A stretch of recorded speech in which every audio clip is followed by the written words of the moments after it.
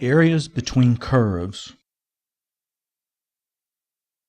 We begin here with a summary of some important ideas concerning area calculations in the familiar case of a region bounded by the graph of a non-negative function and the x-axis over the interval AB, that is, the area under a curve as illustrated here. Recall that we can approximate the region with adjacent rectangles whose top edges touch the curve. A typical rectangle has height equal to f of xi hat, where xi hat is some number along the rectangle's bottom edge and width delta x. And so its area is f of xi hat times delta x, which we can denote by delta a sub I, indicating a small piece of the total area. Summing all such areas provides an approximation to the total area A. Such a sum is called a Riemann sum, and the exact area is the limit of Riemann sums as delta x goes to 0. This is the integral of f over the interval AB. The following analogous notation and terminology is convenient when computing areas by integration. Rather than thinking of a typical rectangle with finite width, we think of the area differential dA equals f of x times dx as the area of a thin slice with height f of x and width dx.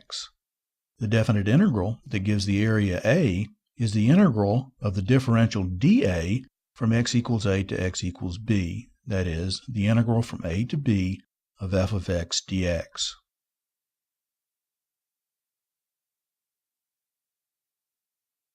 Now let's consider a region that's bounded below by the graph of y equals g of x and above by the graph of y equals f of x between x equals a and x equals b. Note that if g of x equals 0, this is the same as the previous case. Just as before, we can approximate the region with rectangles. Here, the bottom of each rectangle touches the lower curve. The area of a typical rectangle is therefore delta a sub I equal to f of xi hat minus g of xi hat delta x. Note that the height is the difference between the two function values at xi hat. Summing all such areas provides an approximation to the total area A. Again, we think of the area differential dA equal to f of x minus g of x times dx as the area of a typical thin slice. And, just as before, the area of the region is the integral of dA from x equals a to x equals b, only now the formula for dA is slightly different, or rather, slightly more general. A crucial thing to remember here is that the integrand is the function whose graph is the top curve minus the function whose graph is the bottom curve. Thus, we're always integrating a non-negative function.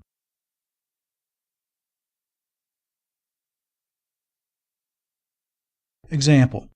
Find the area of the region bounded by the graphs of y equals sine x and y equals cosine x between x equals pi over 4 and x equals 5 pi over 4. Here's a graph of the two curves which intersect at x equals pi over 4 and x equals 5 pi over 4. So the region of interest is the one shaded in yellow here. A rectangle approximation of the region looks like this. The top of a typical rectangle touches the graph of sine x, and its bottom touches the graph of cosine x. So its area, delta a sub I, is equal to sine of xi hat minus cosine of xi hat, all times delta x.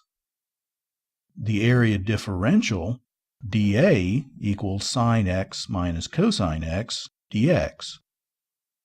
So the total area A is the integral from pi over 4 to 5 pi over 4 of dA, sine x minus cosine x dx.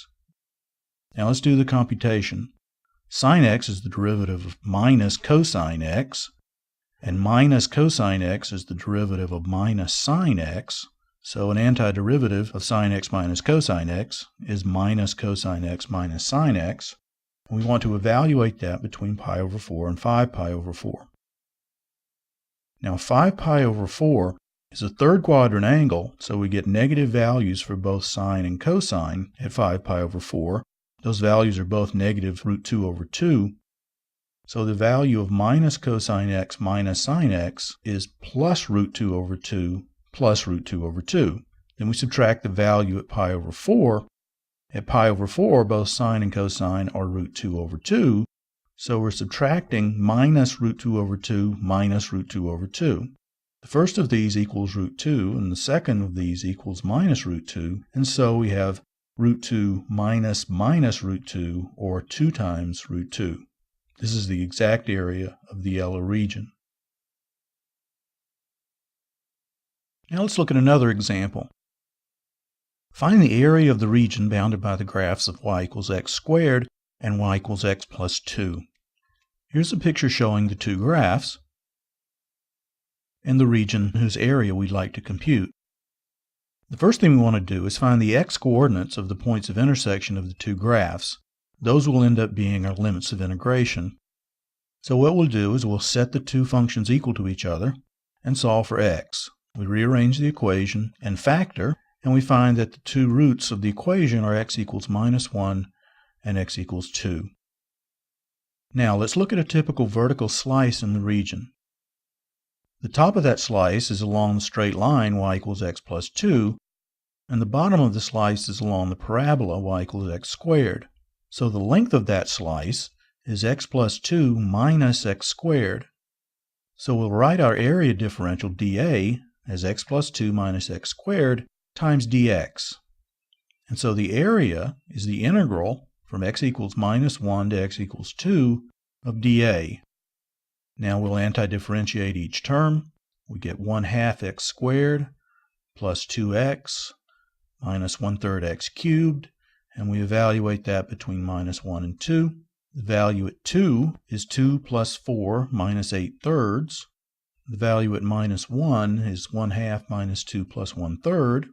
Now let's do this arithmetic by first gathering together all the whole numbers. We have 2 plus 4 and then a minus minus 2 for an 8. Then we have minus 8/3 minus another 1/3, which is minus 9/3, and then we have minus 1/2.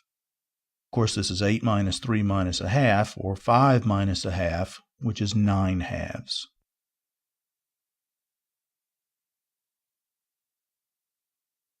Example. Find the area of the region bounded by the graphs of y equals 2 times the square root of x, y equals 0, and y equals 3 times the square root of x minus 5. Here's the graph of y equals 2 times the square root of x. The graph of y equals 3 times the square root of x minus 5 touches the x-axis at x equal to 5 and looks like that. The graph of y equals 0 is the x-axis, so the region that we're interested in is shaded here in yellow. The first thing we'll do is find the point of intersection, which will help in determining our limits of integration.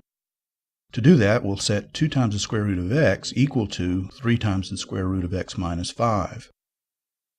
Next, we square both sides of that equation, and then by subtracting 4x from both sides and adding 45 to both sides, we arrive at 45 equals 5x. And so x equals 9 at our point of intersection. For the y-coordinate there, we could go back to either of the two functions. The simpler of the two is 2 times the square root of x, so we have 2 times the square root of 9, or 6, for the y-coordinate. Now let's look at vertical slices here. Toward the left side of the region, a vertical slice touches the graph of y equals 2 times the square root of x and y equals 0. But if we move to the right, the slice then touches y equals square root of x and y equals 3 times the square root of x minus 5. So if we follow this approach, we're going to have to break the region up into two pieces, because the length of the slices will need to be described differently in different parts of the region. The cutoff point here is at x equals 5, clearly. And so to get the area of the left part of the region, we'll integrate from 0 to 5, 2 minus the square root of x minus 0. And to get the area of the right part of the region, we'll integrate from 5 to 9, the y-coordinate on the top curve, which is 2 times the square root of x, minus the y-coordinate on the bottom curve, which is 3 times the square root of x minus 5. Now, these are not difficult integrals to do, but there's a simpler approach here that will allow us to capture the entire area with one integral. The key here is to look at a horizontal slice located at a height of y. This is because the length of that slice can be given by a formula that's independent of where it is in the region. In other words, all horizontal slices are basically the same. The length of the slice is going to be given by the x-coordinate on the right end minus the x-coordinate on the left end, but these have to be described in terms of y. So we need to solve for x in each of those two equations involving square roots. For the curve on the right, we'll divide by 3 and square both sides, and then add 5 to obtain x equals 1/9 y squared plus 5. For the y equals 2 times the square root of x curve, we'll square both sides and divide by 4, and write that as x equals 1/4 y squared. So our slice area is going to be given by the x-coordinate on the right, 1/9 y squared plus 5, minus 1/4 y squared, and then times dy. Now let's simplify that a bit.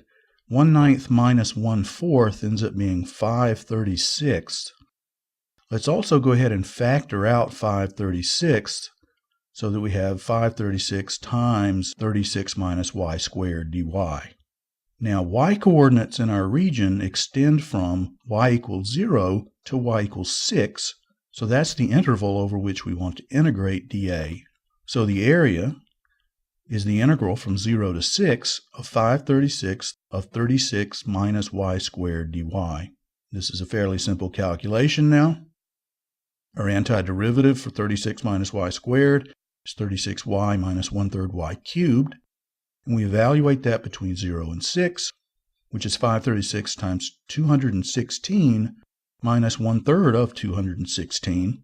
So we have 536 times 2/3 of 216, which is 144, and 144 divided by 36 is equal to 4, so our area ends up being exactly 20 square units.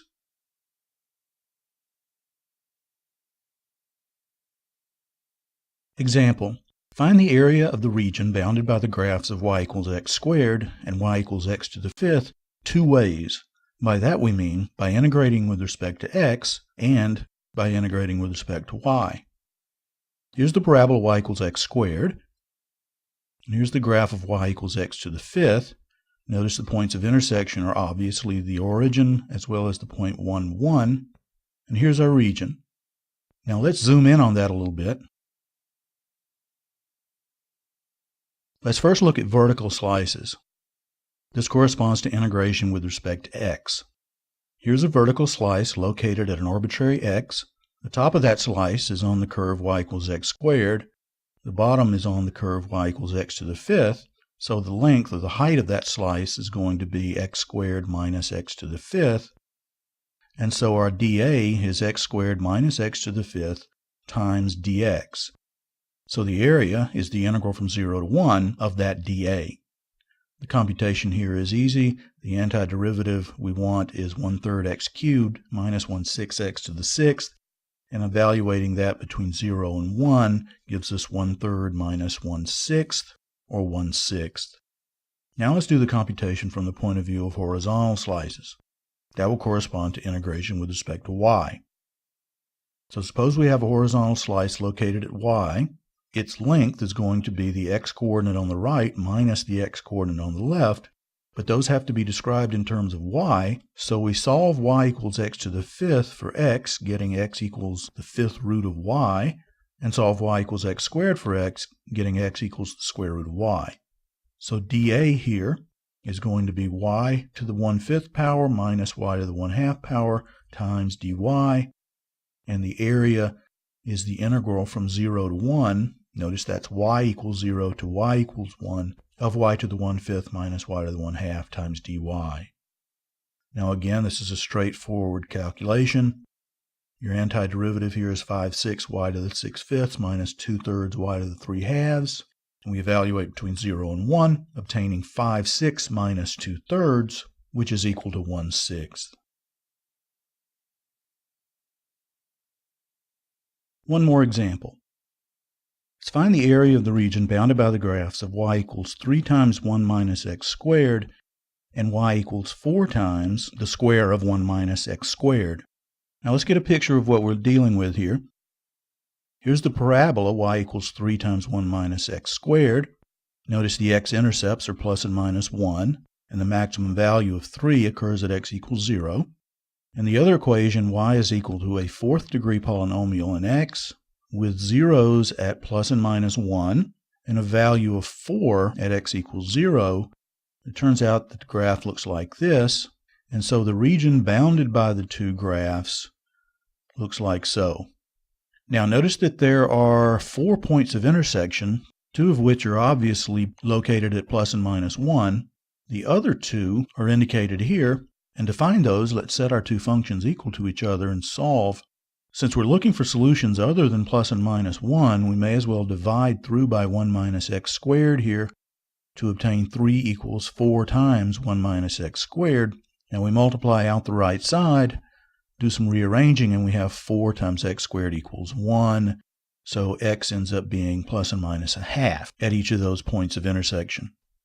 Now notice that we have symmetry here about the y-axis, which tells us that we may as well just compute half the area and then multiply by 2 later.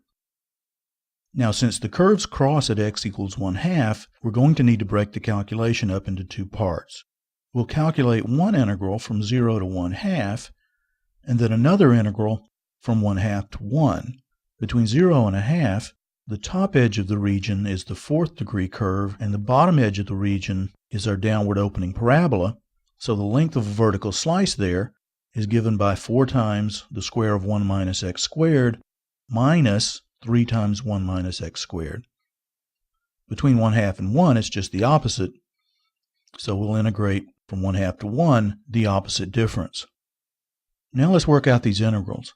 We'll first simplify the integrands. Notice that each one is just the negative of the other. Now when we multiply out 1 minus x squared squared, we pick up an x to the fourth term, so we have a 4 times x to the fourth, and we also get a minus 2x squared, which gets multiplied by 4 for a minus 8x squared, and then we have a plus 3x squared from the other term, so we have minus 5x squared, and the constant term ends up being 4 times 1 minus 3 times 1 for a 1. So we'll integrate from 0 to 1/2, 4x to the fourth minus 5x squared plus 1, and then integrate from 1/2 to 1, the negative of that function. Now let's antidifferentiate and evaluate between the endpoints. Our antiderivative is 4/5 x to the fifth minus 5/3 x cubed plus x. And for the second term, we just have the negative of that same antiderivative evaluated between 1/2 and 1. Now we substitute 1/2 into the first term and subtract its value at 0, which is 0. Then we add the value of the second antiderivative at 1 minus its value at 1/2. And so now let's do all this arithmetic. Notice that we have 4/5 times 1/32 plus another 4/5 of 1/32 for an 8 over 160. We have minus 5/3 times 1/8 minus another 5/3 times 1/8. So we have minus 2 times 5 over 24, or minus 10 over 24. We also have plus 1/2, minus 1, minus a minus 1/2, all summing up to 0. Now the only terms we haven't accounted for are minus 4/5 and 5/3. Now let's reduce the first two fractions. Our common denominator is now going to be 60. And finally, we finish this off. We have 30 over 60, or exactly 1/2. Now remember, that's just 1/2 of the area, so we'll multiply by 2 to get an area of exactly 1.